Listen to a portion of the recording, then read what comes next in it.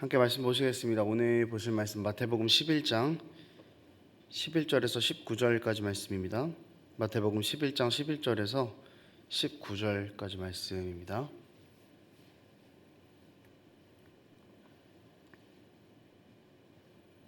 한 절씩 교독하도록 하겠습니다. 내가 진실로 너희에게 말하노니 여자가 낳은 자 중에 세례 요한보다 큰 이가 일어남이 없도다. 그러나 천국에서는 극히 작은 자라도 그보다 크니라. 세례 요한의 때부터 지금까지 천국은 침노를 당하나니 침노하는 자는 빼앗느니라. 모든 선지자와 율법이 예언한 것은 요한까지니 만일 너희가 즐겨 받을진대 오리란 엘리야가 곧 이 사람이니라. 귀 있는 자는 들을지어다. 이 세대를 무엇으로 비유할까? 비유하건대 아이들이 장터에 앉아 제 동물을 불러 이르되 우리가 너희를 향하여 피리를 불어도 너희가 춤추지 않고 우리가 슬피 울어도 너희가 가슴을 치지 아니하였다 함과 같도다. 요한이 와서 먹지도 않고 마시지도 아니하며 그들이 말하기를 귀신이 들렸다 하더니 함께 했습니다. 인자는 와서 먹고 마시매 말하기를 보라 먹기를 탐하고 포도주를 즐기는 사람이요 세리와 죄인의 친구로다 하니 지혜는 그 행한 일로 인하여 옳다함을 얻느니라. 아멘. 오늘 본문은 예수님께서 세례 요한에 대한 평가를 하시는 부분인데요. 이제 마지막 평가가 이루어집니다. 예수님께서 세례 요한을 평가하시는 부분들이 어제도 좀 등장을 했었는데요. 오늘 본문에서도 세례 요한에 대한 그 예수님의 의견들을 이야기하시면서 이제 새로운 시대에 대한 이야기를 주님께서 하십니다. 오늘 주님께서 이 세례 요한에 대한 이야기를 하시고 또 새로운 시대에 대한 이야기를 하실 때 이것이 어떤 은혜가 우리에게 다가올지도 기대하는 마음을 가지고 함께 말씀을 나눴으면 좋겠습니다. 먼저 예수님께서는 세례 요한이 여자가 낳은 사람 중에 가장 큰 자다라고 이렇게 말씀을 하십니다. 이것은 세례 요한이 다른 사람보다 더 특별하게 존귀하거나 더 특별한 사람이다라는 이런 이야기를 하시려는 것이 아니라 세례 요한이 사역했던 시기와 세례 요한의 역할이 하나님 나라에서 정말 좀 중요한 역할이었다, 이제 이런 말씀을 하시는 겁니다. 세례 요한은 우리가 알고 있듯이 예수님 오실 길을 예비하는 그런 자였습니다. 예수 그리스도로 시작될 새로운 시대를 열고 율법으로 대변이 되었던 옛 시대를 닫는 역할을 하는 것이 세례 요한의 역할이었습니다.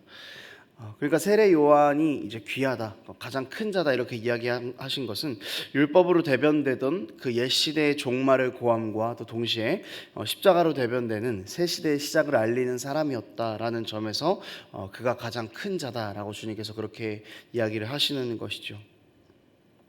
이 마지막 시대를 잘 마무리한 세례 요한에 대한 평가는 꽤나 긍정적인 평가였습니다. 그리고 여기서 이제 11절 이 뒷부분에 보면은 천국이라는 단어를 이야기하시면서 세례 요한에 대한 평가를 하시고 새로운 시대에 대해서 이제 예수님께서 말씀을 하기 시작하시죠. 그런데 조금 재밌는 표현이 나오는데요. 11절 하반절에 보면은 세례 요한이 천국에서는 극히 작은 자라도 그보다 크니라라고 이렇게 이야기를 하고 계십니다. 뭐냐면은 세례 요한이 좀 갑자기 좋은 사람이다, 뭐 잘한 사람이다라고 얘기하다가 근데 너희가 더 크다라고 이야기하시는 게 조금 이상하게 느껴질 수 있는데요. 그러니까 세례 요한을 칭찬하셨다가 뭐 평가절하하시는 것이 아니라 예수님의 새로운 시대로 들어와서 그 십자가 아래에서 구원을 얻고 살아가는 그 성도들 한 명 한 명이 맛보게 될 영원하고 새로운 하나님의 나라가 그것보다 훨씬 더 크고 소중하다라는 이야기를 하고 계시는 것입니다. 세례 요한은 지금 투옥이 되어 있는 그런 상태입니다. 요한이 투옥되어 있는 상황에서 주님께서 새로운 시대에 대해서 이야기를 하신 것은 이제 세례 요한이 투옥된 것처럼 이제 율법의 시대가 저물고 십자가의 시대가 시작이 될 것이다 라는 것을 말씀해 주고 계신 것입니다. 예수님께서는 새로운 시대에 대해서 이야기를 하셨습니다. 또 천국에 대한 이야기를 하셨는데요, 사람들은 이것에 대해서 반응을 하지 않았습니다. 16절에 2세대라고 이야기하고 있죠. 이것도 유대인들을 가리킵니다. 이 세대는. 그리고 유대인들은 예수님께서 이야기하셨던 그 구원의 방식을 그다지 믿지 않았던 사람들이기도 하죠. 예수님으로 인해서 그 십자가로 인해서 죄사함이 이루어졌다, 하나님 나라가 도래했다라는 그 구원의 기쁜 소식이 들려오는데 유대인들은 그것들을 기쁘게 받아들이지를 않았습니다. 오히려 자신들이 생각하지 않았던 일이고 원하지 않았던 일이고 자신들의 구원관과는 다르다고 그렇게 배척하고 있는 모습만이 등장할 뿐인 거죠. 오히려 천국에 대해서 말씀하시는 예수님을 비난했습니다. 19절에 보면 유대인들이 예수님을 비난했던 내용들이 나오죠. 먹기를 탐하고 포도주를 즐기고 죄인들의 친구다, 이제 이런 식으로 비난을 하는 겁니다. 그러니까 구원의 방식이 마음에 들지 않았던 거죠. 그러니까 자신들을 억압하고 있는 그 로마를 다 부수고 우리가 다시 자유를 얻을 수 있는 그런 구원을 줘야 하는데, 그런 거에 대해서는 예수님께서는 일체 아무런 이야기가 없으니 당연히 저 사람은 좀 이상하다라고 생각하는 거죠. 오히려 우리 편이라고 생각했던 저 예수라는 사람이 유대인들이 가지고 있는 그 율법들을 다 아니라고 이야기하고 깨부수고 있으니까 그게 마음에 들 리가 없는 거죠. 그러고 또 이제 자신들이 생각했던 거와 마음에 들지 않는 방식으로 제시가 되는 하나님의 나라도 역시 마음에 들지 않는 것입니다. 자신들이 가진 것들을 포기하지 못하는 자들은 새 시대에 참여하지 못합니다. 그리고 새 시대를 기뻐하지 않습니다. 주님보다 더 사랑하는 것들로 뭉쳐 있는 사람들, 그 사람들은 새 시대를 누릴 수가 없다라는 것이죠. 예수님께서 천국의 피리를 부시며 우리를 초청하고 계시는데, 우리가 춤을 추지 않고 가만히 있다면 그것은 우리 안에 주님의 피리 소리보다 더 사랑하는 소리가 있기 때문일 것입니다. 유대인들에게는 그것이 자신들이 그렇게 열심히 지키는 율법을 지키는 행위였습니다. 이미 율법의 순종을 통해 자신들은 구원을 누리고 있고 자신들은 꽤나 완전한 사람들이라고 생각했던 그들은 세례 요한의 말도 듣지 않고 또 예수님의 말도 듣지 않았습니다. 세례 요한을 먹지 않고 마시지 않으니 귀신 들린 자다라고 그렇게 비난을 했고요. 예수님의 메시지도 그렇고 세례 요한의 메시지도 그렇고 결국 유대인들에게 니들이 가장 사랑하는 그것을 포기하라, 너희가 여태까지 살아왔던 그 삶의 방식은 잘못됐다라는 그런 메시지였습니다. 그러니까 자신들이 듣고 싶어하지 않는 말을 계속하는 거죠. 특히 죄인들의 친구다라고 이제 비난하는 부분에서 이건 더럽다, 부정하다라는 말과 같은 말입니다. 그러니까 율법에서 부정하다라고 말한 일을 지금 저 사람이 하고 있다라고 그렇게 이야기를 하고 있는 것이죠. 세례 요한과 예수님이 전했던 그 새로운 시대를 준비하는 자들, 그것은 뭐냐면 지금 이대로는 안 된다라는 이야기였습니다. 지금 가장 사랑하고 가장 잘하고 있다라고 생각하는 그 기준을 바꿔야만 너희가 새 시대에 들어올 수 있는 사람들이다라는 이야기를 하셨던 거죠. 근데 유대인들은 이것들을 거부한 것입니다. 여러분, 누가 주님을 비난했습니까? 누가 주님을 사랑하지 않았습니까? 누가 새로운 하나님 나라에 반응을 하지 않았습니까? 주님보다 더 사랑하는 것을 가졌던 유대인들이 그런 행동을 보였던 것이죠. 여러분, 우리는 주님께서 여신 이 영원한 하나님의 나라를 받아들일 준비가 되어 있어야 합니다.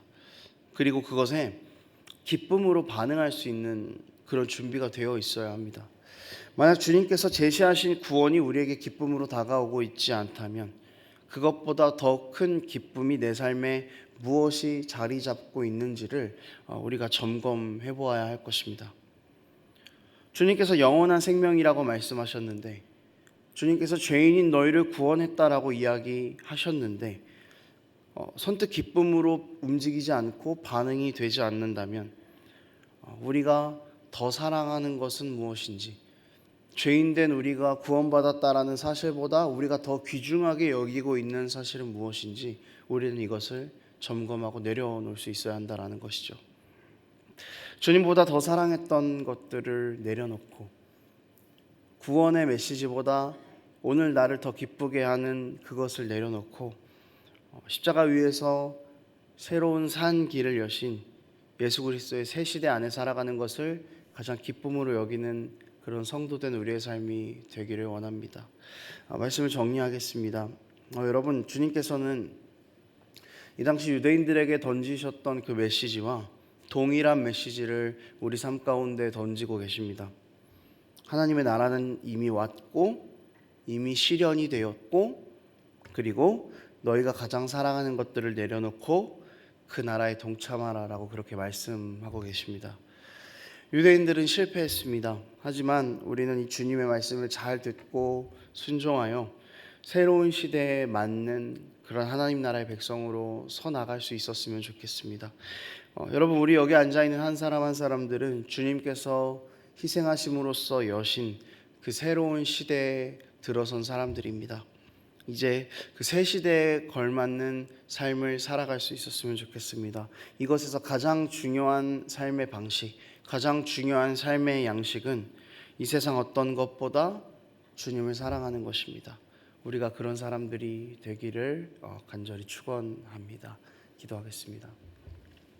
하나님 아버지, 주님께서 우리에게 약속하신 그 하나님 나라에 우리가 거하게 된 것을 확신하며 다시금 감사합니다. 그러나 주님, 우리가 주님께서 우리를 구원하셨다라는 그 사실보다 여전히 더 사랑하는 사실이 있고 더 기뻐하는 사실들이 있습니다.